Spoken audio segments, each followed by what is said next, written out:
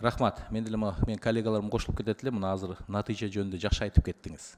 Негизи мына бүгүнкү күндө 4 фонд иштеп атат деп айтыңыз. Азыр маалымат берип кеттиңиз, Өзбек фондуна, Өзбек-Кыргыз фондуна бир эле проект ишке ашырыптыр, А бүгүнкү күндө канча адам иштеп атат ошол жерде? Ошол фонддун өзүндө. Канчалаган адамдар бүгүнкү күндө бир жылда айлык алышты. Бирок бир эле проект ишке ашырыптыр. Бул деген ошо эффективностьти карап айтасыңар да.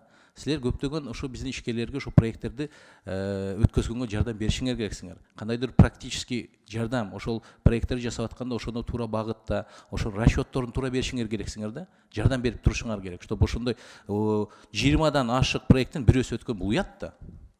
Ошону ич болбосо 50% өттүрүш керек. Анда в чем эффективность? Эмне үчүн анда биз кыйналып, ошону отделдер иштеп чыгып, жогорку кеңеште 3 окуудан ызычуу менен өткөзгөндөн кийин анан эч кандай эффект мындай. Эффект жагына караганда эффекти жакшы болбойт. Бир проект деген бул уят да.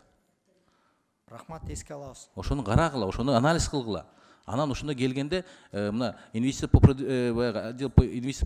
продвижению инвестиций деген оналар бар. Ошолор иштеп готов проекттерди иштеп бериш керек да. Ошолду карасаңар, ошо биздин ишкерлерге жардам берүү максатында ошондой бир проектнен алышып койбойсуңарбы? Ошо келсин, кайрылсын, ошо биздин жарандарга ошол жардам берип, ошол требования ылайык, ошо эртең кайтпай турган кылышыңар керексиңер да. Ошол биздин жарандар барып, уже уверен болуш, хотя бы 70% ошол проект кайтпайт. Ошого катуура иштешиңер керек. Анда эмне кылабыз мындай түзүп? Канчалык биз көбүрөөк түзсөк, естественно, конкуренция болуп пайызды түшүргөнгө аракет кылат, но бирок эффективность болбой атпайбы? Рахмат, биз сиз сунуштарыңызга эске алабыз.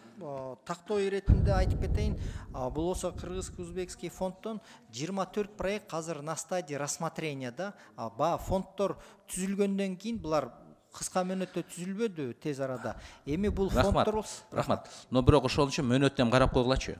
Мөөнөттү узартпагыла. Себеби көбү тапшырып алып, бүгүнкү күнгө чейин маалыматтарын, чечимдерин ала албай жүрүшөт да. Ошо мөөнөттүн тез арада карай турган кылып, бир кандайдыр үстөн көзөмөл, хотя бы рекомендательный кылып койгула.